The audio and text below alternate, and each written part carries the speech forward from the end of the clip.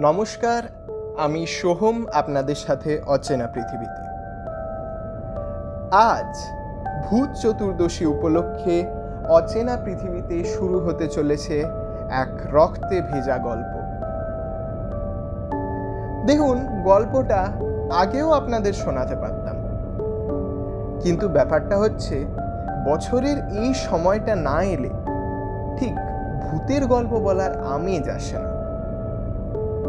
হাজার হোক, আপনারা সবাই এক বাক্যে এই কথা নিশ্চয়ই স্বীকার করবেন যে এই সময়টার এক আলাদা অলৌকিক অনুভূতি আছে। 22শে সেপ্টেম্বর অটোমনাল ইকুইনক্সের পরে রাত বাড়া শুরু হয়ে যায়। শরৎকালও প্রায় শেষ হয়ে এসেছে। এই তো কার্তিক মাস শুরু হবে, অর্থাৎ হেমন্তকাল। আবহাওয়া দ্রুত বেগে এগিয়ে যাচ্ছে শীতলের দিকে, আর তার সাথেই ঘনিয়ে আসছে অন্ধকার। সব মিলিয়ে ভূত চতুর্দশীর এক আলাদা আমেজ আছে। আর শুধু ভূত চতুর্দশী বলি কেন, এই তো 31শে অক্টোবর হ্যালোউইন, সবই কোথাও যেন একটা গিয়ে জুড়ে যায়, তাই না? আমাদের 14 প্রদীপ, ওদের জ্যাক ও ল্যান্টার্ন, আরও না থাক, আজকে যদি হিস্ট্রি বোঝানো শুরু করি তাহলে আর গল্প বলা হবে না। যাই হোক, যে জিনিসের জন্য আসা, সবাই চুপ করে বসে থাকুন আর শুনতে থাকুন অচেনা পৃথিবীতে আমাদের আজকের নিবেদন, রুধিরা, প্রথম ও দ্বিতীয় খণ্ড। The blood is life and it shall be mine. প্রথম খণ্ড, পূর্বাভাস। ইংরেজিতে একটা কথা আছে, কিউরিওসিটি কিলস দ্য ক্যাট। এর আক্ষরিক অর্থ নিয়ে যদিও আমার কোনো মাথা ব্যথাই নেই, তবু পাঠক সম্প্রদায়ে যদি এমন কোনো ব্যক্তি উপস্থিত থেকে থাকেন যিনি এই অতি পরিচিত ইংরেজি প্রবাদটির ব্যাপারে অজ্ঞ, তার মনের অন্ধকারে আলোকপাতের জন্য এর মোটামুটি বাংলা সারমর্ম কৌতূহল ভালো নয়, এটুকু বলে নেওয়াটা আমি নিজের সামান্যতম কর্তব্য বলেই মনে করি। এই প্রবাদের অন্তরালে একটি কাহিনীও রয়েছে বটে, তবে সে কাহিনী বলবার জন্য আজ উপস্থিত হইনি। সে কাহিনী নয়তো অন্য কোনো দিন বলবো। মোট কথা, যে জিনিসটা বোঝানোর জন্য এ কাহিনীর, না কাহিনী নয়, সত্য ঘটনা, যা আমার জীবনের মোড় ঘুরিয়ে দিয়েছিল। তা যাই হোক, তার বর্ণনা আরম্ভ করবার প্রথম লাইনেই প্রবাদটির উপস্থাপনা করলাম। তার একমাত্র কারণ এই প্রবাদের প্রথম শব্দের প্রথম অংশ নিয়ে আমার কারবার। আগে হ্যাঁ, আমি একজন কিউরিও ব্যবসায়ী। ঘটনাটা আমার জীবনে ঘটবার আগে আমিও প্রবাদটাকে আর 5টা সাধারণ মানুষের মতনই বুঝতাম, কিন্তু ঘটনাটা সংঘটিত হওয়ার পর থেকে আমার এর প্রতি দৃষ্টিভঙ্গি সম্পূর্ণরূপে পাল্টে গেছে। তারিখটা এখনো বেশ মনে আছে আমার, 31শে ডিসেম্বর 2024। নিজের শোরুমের ভেতরে দাঁড়িয়ে দু একজন কর্মচারীর সাথে কথা বলছি। ঠিক এমন সময় পকেটে ফোনটা বেজে উঠল। ওদিকে দেখি শোরুমের কাঁচের দরজা ঠেলে একজন ভদ্রলোক উৎসুক চোখে ভেতরে ঢুকছেন। একজন কর্মচারীকে তার দিকে পাঠিয়ে দিয়ে আমি তাড়াতাড়ি নিজের রুমে ফিরে পকেট থেকে ফোনটা বের করলাম। Unknown number. রিসিভ করে কানে তুলতেই ওপাশ থেকে এক ভারী গলার আওয়াজ শুনতে পেলাম। হ্যালো, প্রদ্যুৎ সরখেল বলছেন? আগে হ্যাঁ, আমি প্রদ্যুৎ সরখেল। আপনি কে কথা বলছেন? ও, আপনি প্রদ্যুৎ বাবু। নমস্কার, আমি শ্রী কালীপ্রসন্ন রায়চৌধুরী বলছি। আসলে আপনার ব্যবসা সংক্রান্ত বিষয়ে একটা দরকারে আপনাকে ফোন করছি। নমস্কার। তা কি দরকার আছে বলুন? আগে আমি সিমলার বাসিন্দা। সিমলার কালীবাড়ির কাছে আমার বসত ভিটে। আমার পূর্বপুরুষেরা প্রায় 4 পুরুষ ধরে বীরভূমের রাঙামাটি অঞ্চলের জমিদার ছিলেন। তারপর দেশ স্বাধীন হওয়ার পর থেকে আমার ঠাকুরদা সপরিবারে বঙ্গপ্রদেশ ছেড়ে সিমলায় চলে আসেন এবং এখানে বেশ কয়েকটা আপেল বাগান কিনে ব্যবসা শুরু করেন। তারপরে আমার বাবা ও তারপর আমি ওই একই ব্যবসায় যোগ দিই। সব কিছু ঠিকঠাকই চলছিল, কিন্তু এই প্রায় 1 মাস আগে এক আকস্মিক দুর্ঘটনার কারণে আমি ভীষণভাবে মর্মাহত হয়েছি। তাই এখানের পাট চুকিয়ে দিয়ে আবার রাঙামাটিতেই ফিরে গিয়ে শেষ জীবনটা কাটিয়ে দেব ঠিক করেছি। বাড়িটা বিক্রি করে দেব।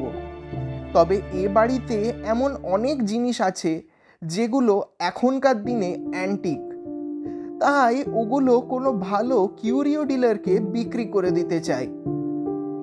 না, পয়সার অভাব আমার নেই মশাই, কিন্তু ওই জিনিসগুলো আমার কাছে থাকলে অযত্নেই নষ্ট হয়ে যাবে।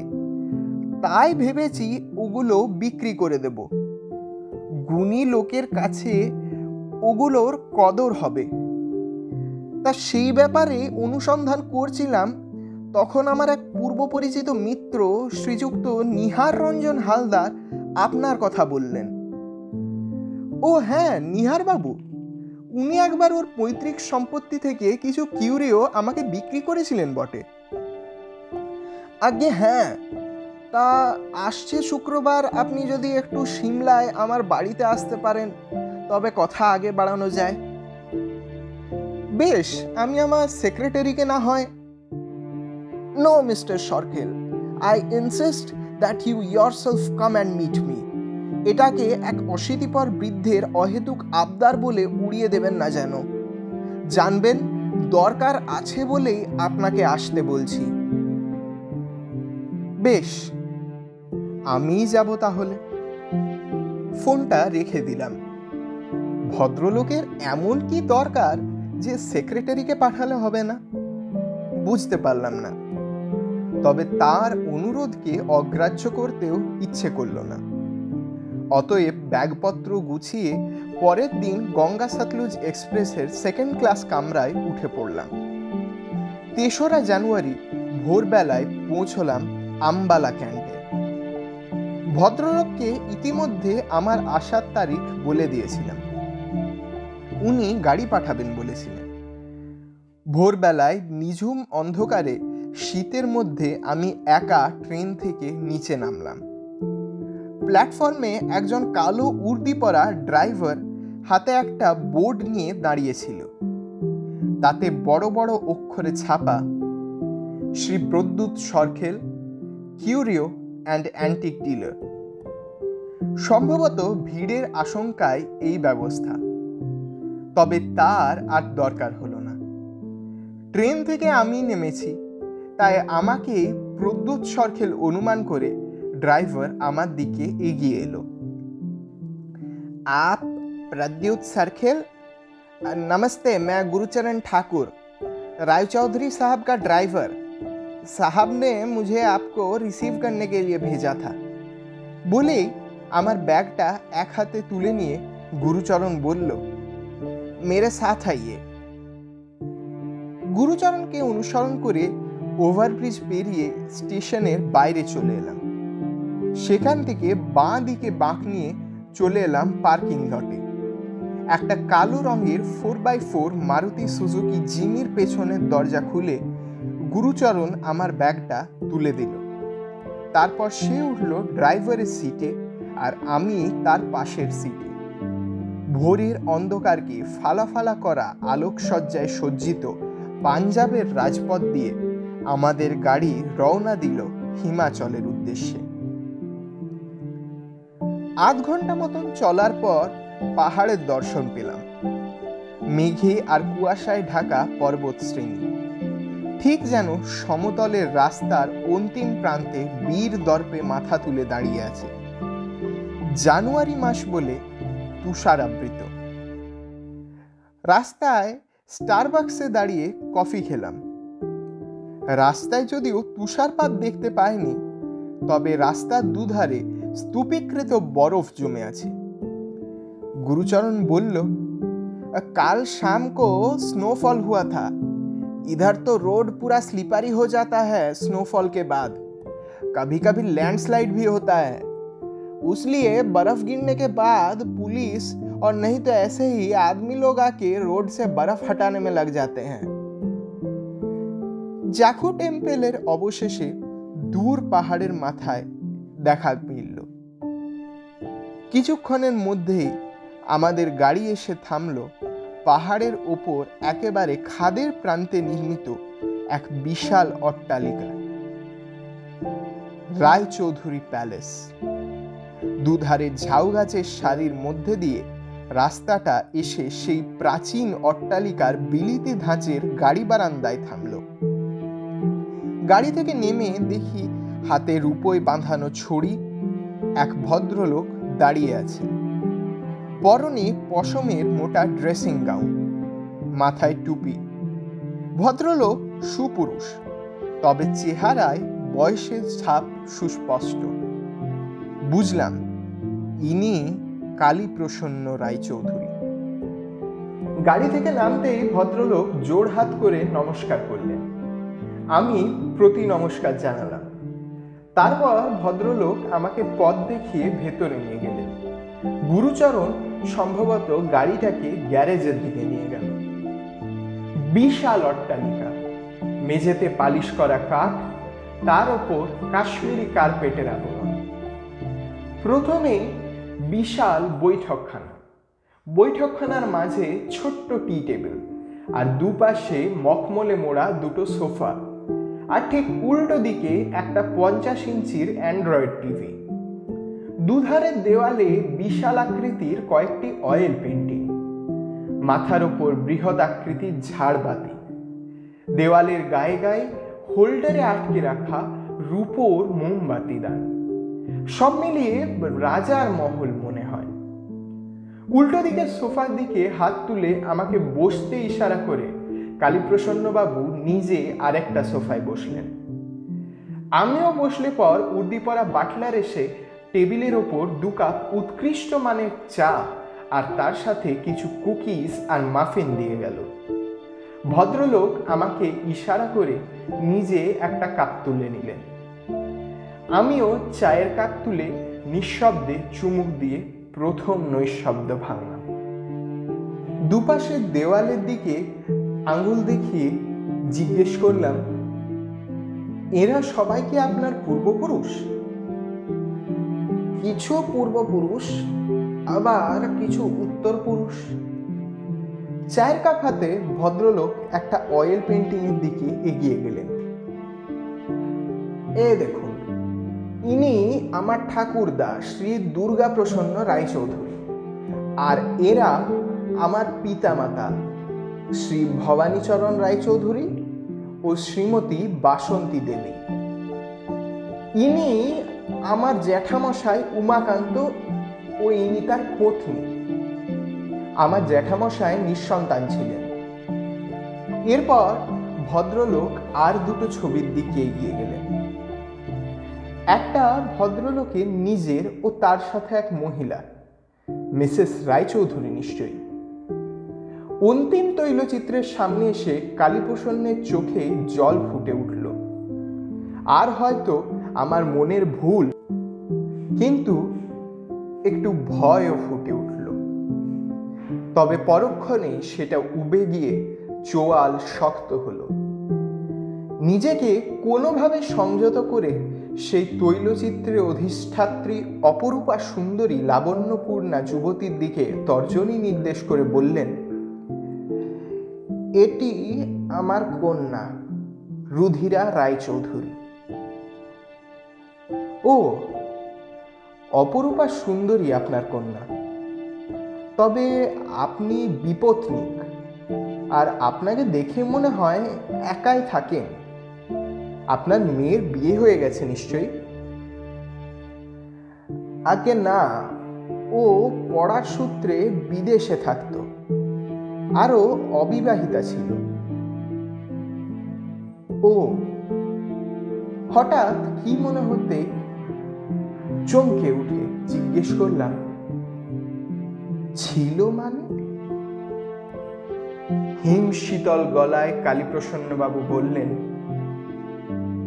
ছিল, কারণ ও আর নেই। রুধিরা 3 মাস আগে মারা গেছে। There is a reason why things are as they are. দ্বিতীয় খণ্ড, প্রত্যাবর্তন। প্রিয় বাবা, আশা করি ভালো আছো। আমি ভালোই আছি। জানি তুমি আবার বলবে কেন কল করলাম না। হাজার হোক 21 শতকের মানুষ হয়ে হাতের কাছে স্মার্টফোন থাকা সত্ত্বেও চিঠি লিখছি। কারণটা তো তুমি জানো, দাদুকে বোর্ডিং থেকে চিঠি লিখে লিখে কেমন একটা অভ্যাস হয়ে গেছে। মাঝে মধ্যে তার চিঠি লিখতে বেশ লাগে। তাছাড়া আমাদের বুলগেরিয়া যাত্রায় এখনও দেরি আছে। তার আগে এই চিঠির উত্তরও আশা করি পেয়ে যাব। মহিমা খুব এক্সাইটেড আমাদের এই ট্যুরটা নিয়ে। ববি আর ডলিও যাবে। জানি 2 সপ্তাহে বুলগেরিয়া রোমানিয়া দুটোই পুরো কভার করা একটু হেক্টিক হয়ে যাবে, তবে টাইম যে খুব শর্ট। ভেকেশন থেকে ফিরে কলেজ খোলার আগে 2 দিন সিমলাতেও তো কাটিয়ে আসতে হবে। কতদিন বাড়ি যায়নি, একটু তো মন কেমন করে। আচ্ছা, সে কথা না হয় থাক, আমি কিন্তু খুব এক্সাইটেড। রোমানিয়া মানে বুঝলে তো, সেই গথিক লেজেন্ডের জন্মস্থান। ওসব যদিও বোগাস, ভ্যাম্পায়ার বলে আবার কিছু হয় নাকি? ওদিকে লোকের এসব নিয়ে খুব কুসংস্কার। তবে তুমি যেমন বলো, যত বেশি কুসংস্কার তত বেশি কালচার আর মিথ। আমি তো আশায় আছি যে ভূতের গল্পে নিজের ঝুলি ভরেই ফিরব। আচ্ছা, এখন রাখি। ভালো থেকো আর ফোন করো। ইতি, তোমার রুধিরা। চিঠিটা পড়া শেষ করে ঠোঁটে হাসি নিয়ে ওটা বন্ধ করলেন কালীপ্রসন্ন রায়চৌধুরী। মনে মনে ভাবলেন, মেয়েটার প্রায় বিয়ের বয়স হয়ে গেল, কিন্তু ছেলে মানুষই গেল না। দাদুর শেখানো অভ্যাসটা এখনো বাধ্য মেয়ের মতো বজায় রেখেছে। বেশ ভালো মনে আছে, মেয়ে যখন কিন্ডারগার্টেন পেরিয়ে প্রথম ক্লাস 4-এ স্কুলে পড়তে গেল, তখন ওর দাদু ভবানীচরণ ওকে বলেছিল প্রত্যেক মাসে একটা করে চিঠি লিখতে। বাবার বাংলা ভাষা নিয়ে বেশ একটা অবসেশন ছিল, মনে আছে কালীপ্রসন্ন। নাতনি যদি বোর্ডিংয়ে হিন্দি ইংরেজি শিখে শেষে বাংলা লিখতে পড়তে না পারে, তবে তা বেশ লজ্জাজনক ব্যাপার হবে। সেই জন্যই এই চিঠি লেখার অছিলায় নাতনির বাংলা লেখার অভ্যাসটা রইবে অন্তত। সেই থেকেই মেয়ের এই অভ্যাস। এখন প্রত্যেক মাসে না হলেও মাঝে মধ্যেই ফোন না করে ডাকে একটা করে চিঠি ফেলে দেয়। পুজো আসছে, দুর্গাপুজো আর কালী পুজোর মাঝে ওদের কলেজ ছুটি থাকে না বটে, তবে কয়েকদিন লিভ নিতে দোষ কোথায়? এবছর রুধিরা আর ওর ব্যাচমেটরা ঠিক করেছে সবাই মিলে বুলগেরিয়া রোমানিয়া ওগুলো ঘুরে আসবে। যুবতী মেয়ে একা বন্ধুদের সাথে ঘুরতে যাবে, তাও আবার বিদেশে। সাধারণ মানুষের কাছে এটা একটু বাড়াবাড়ি লাগে। তবে কালীপ্রসন্ন চিরকালই স্বাধীন চেতা মানুষ ছিলেন, একটু বেশি এক্সট্রোভার্ট স্বভাবের বলতে গেলে। রুধিরাও তাই রঙিন প্রজাপতির মতো ছিল। তাই মেয়ে বাবার কাছে বুলগেরিয়া যাওয়ার আবদার করলে বাবা এক কথায় রাজি হয়ে যান। যদি তিনি জানতেন যে এই যাত্রায় রুধিরার জীবনের অন্তিম ভেকেশন হবে, তবে তিনি কোনো মতেই মত দিতেন না। তারিখটা ছিল 25শে অক্টোবর। সকাল সকাল ফোনটা বেজে উঠল কালীপ্রসন্ন। না, রুধিরার কল নয়, ওর বান্ধবী মহিমা। ফোনটা রিসিভ করতেই উপাস থেকে মহিমার গলা শুনতে পেলেন কালীপ্রসন্ন। ফুঁপিয়ে ফুঁপিয়ে কাঁদতে কাঁদতে মহিমা বলল, আগের দিন ট্রেকিং এর সময় পা হড়কে পাহাড়ের খাদে পড়ে গেছে রুধিরা। রুধিরা আর বেঁচে নেই। হাত থেকে ফোনটা খসে পড়ে গেল কালীপ্রসন্ন। চোখের কোলে জল চিকচিক করে উঠল।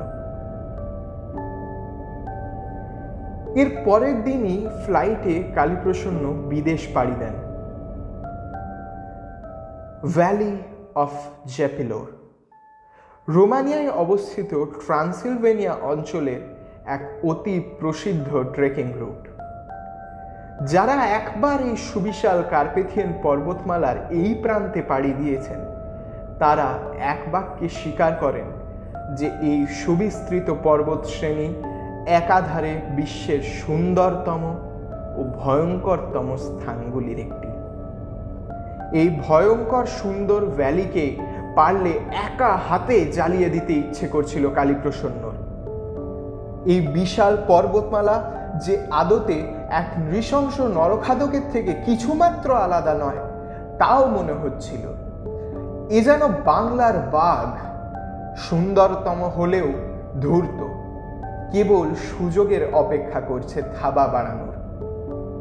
মহিমা, ববি, ডলি, পার্থ, প্রবাল আর স্যাম সবাই শোকে মুখ হয়ে গেছে। সবারই চোখের সামনে ঘুরপাক খাচ্ছে পা হড়কে রুধিরা খাদে পড়ে যাওয়ার দৃশ্য, আর কানে বাজছে তার আর্ত চিৎকার। কন্যা শোকে বিহ্বল কালীপ্রসন্নকে নিতান্ত সামান্য সান্ত্বনা দেবার মতনও কারুর মনের অবস্থা নেই। রোমানিয়ায় থাকতে একদিন একটা স্ট্রিট পেইন্টারের কাছে একটা পোর্ট্রেট আঁকিয়েছিল রুধিরা। সেই পোর্ট্রেট ও তার বাকি সব জিনিসপত্র কালীপ্রসন্নের হাতে তুলে দিল মহিমা। তাদের অভিভাবকরাও ইতিমধ্যে এসে উপস্থিত তাদের ঘর নিয়ে যাওয়ার জন্য। বিলেতে একজন ব্রাহ্মণ পুরোহিত জোগাড় করে প্রাহবা নদীর তীরে মেয়ের সৎকার করে পুনরায় দেশে ফিরলেন কালীপ্রসন্ন।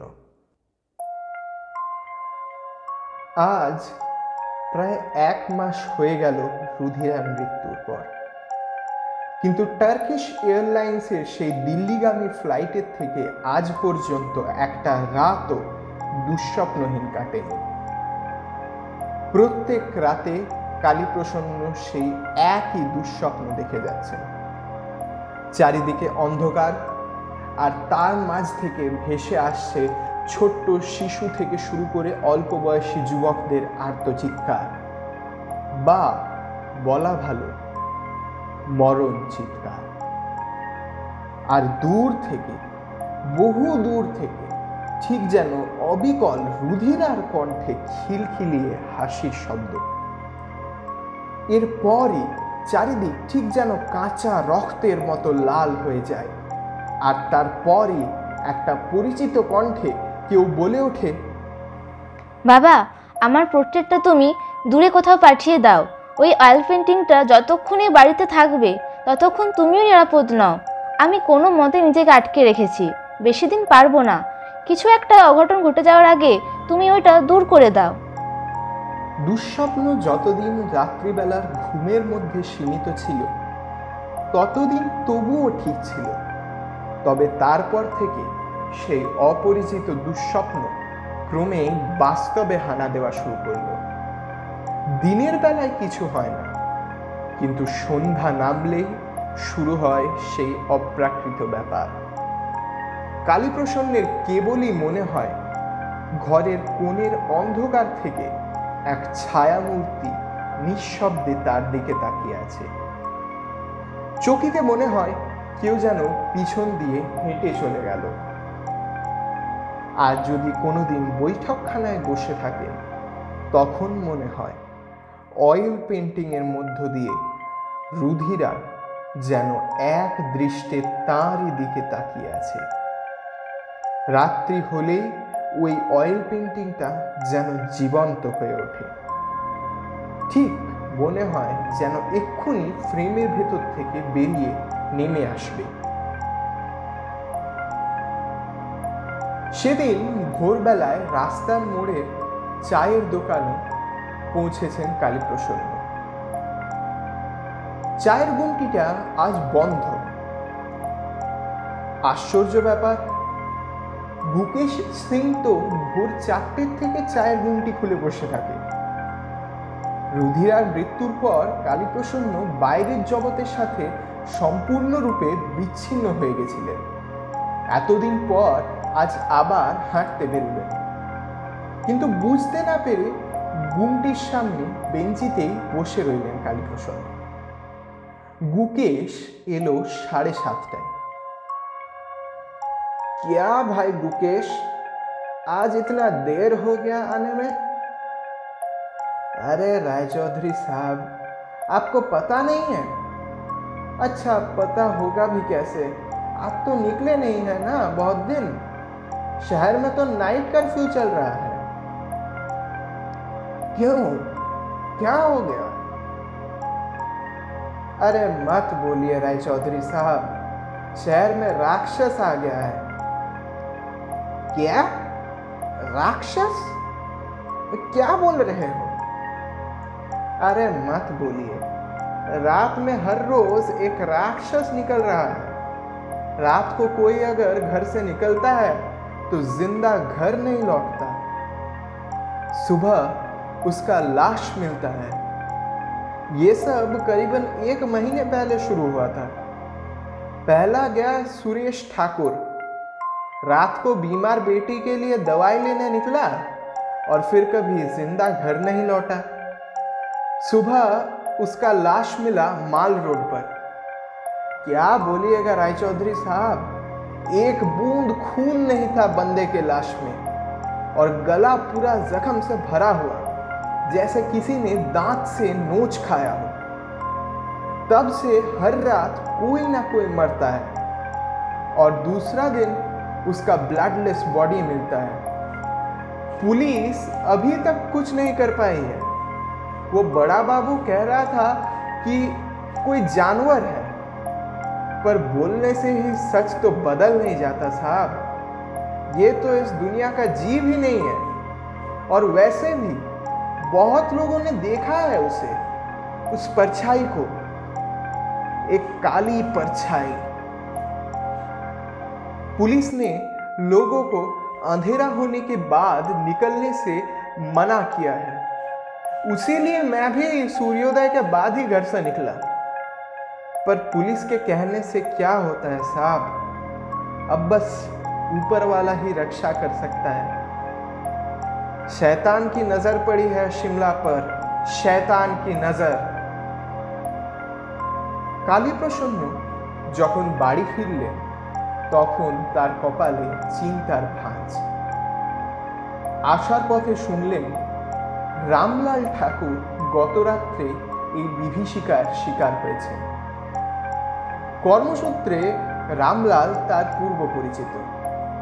ম্যাল রোড থেকে কালীবাড়ি হয়ে যে রাস্তা ঢালু হয়ে নেমে গেছে, সেখানে একটা চা গুমটির মোড় থেকে ডান দিকে রাস্তা বাঁক নিয়েছে। ওখান থেকে ডান দিকে গেলেই রামলালের ঘর। না, রামলালের মৃত্যুতে শোকাহত হননি কালীপ্রসন্ন। শোকাহত হওয়ার জন্য মানসিক শান্তি দরকার হয়। রুধিরার মৃত্যুর পর সে মানসিক শান্তি কালীপ্রসন্নের কপালে জোটেনি। নুড়ি ফেলা রাস্তা দিয়ে হাঁটতে হাঁটতে কালীপ্রসন্ন কাল রাতের স্বপ্নটার কথা ভাবছিলেন। একটা অন্ধকার রাস্তায় টিম টিম করে স্ট্রিট ল্যাম্প জ্বলছে। অন্ধকারেও বেশ চেনা যায় এটা রামলালের বাড়ির রাস্তা। পাড়ার মোড়ে রাস্তার উপর কি যেন একটা পড়ে রয়েছে, একটা মানব দেহ।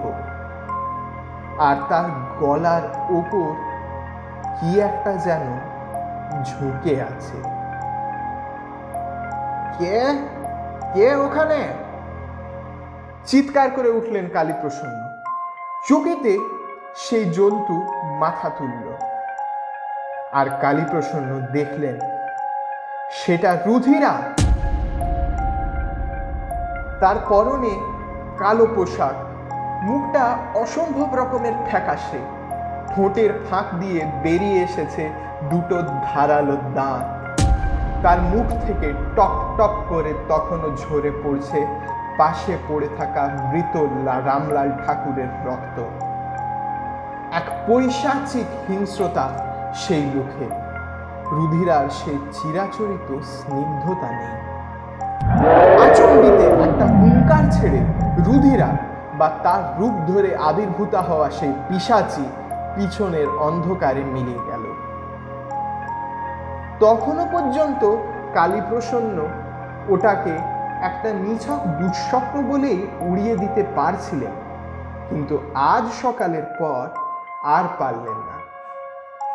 রামলালের মৃত্যু, শহর জুড়ে আতঙ্কের ছায়া, তার সাথে তিনি নিজের বাড়িতে এতদিন যাবৎ যে অশরীরীকে ষষ্ঠেন্দ্রিয় দিয়ে প্রত্যক্ষ করে চলেছেন, তার যেন কোনো একটা যোগসূত্র খুঁজে পেলেন। বৈঠকখানায় ঢুকে কালীপ্রসন্ন শটান এগিয়ে গেলেন রুধিরার অয়েল পেন্টিংয়ের দিকে। তার পরনে একটা কালো অফ স্লিভস গাউন, আর তার ঠোঁটে অসম্ভব রকমের লাল রং, ঠিক যেন রক্ত খেয়েছে।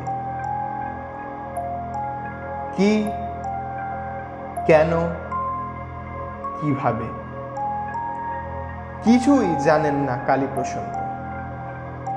তবে একটা ব্যাপার তার কাছে দিনের আলোর মতো পরিষ্কার, রুধিরা ফিরে এসেছে।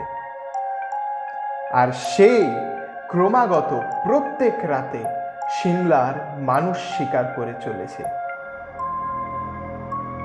কিন্তু এর থেকে উদ্ধারের পথ? কালীপ্রসন্নের একবার মনে পড়ে যায় রুধিরা তাকে স্বপ্নে একবার বলেছিল তার অয়েল পেন্টিংটা দূর করে দিতে। কেন যেন কালীপ্রসন্নের মনে হয় এই নরমৃগয়া থামানোর একটাই উপায়, ওই অয়েল পেন্টিংটাকে সিমলার থেকে বহু দূরে পাঠাতে হবে। নিহার হালদারের কাছে প্রদ্যোৎ সরখেল নামক এক কিউরিও ডিলারের নাম শুনেছেন। মনে পড়ল কালীপ্রসন্ন।